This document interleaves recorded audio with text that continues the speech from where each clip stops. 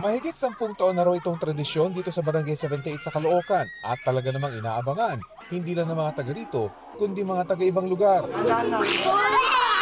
Ito ang tinaguriang Pasilyo 4, isang kunwari haunted house na puno ng katatakutan dito sa Barangay 78 sa Caloocan.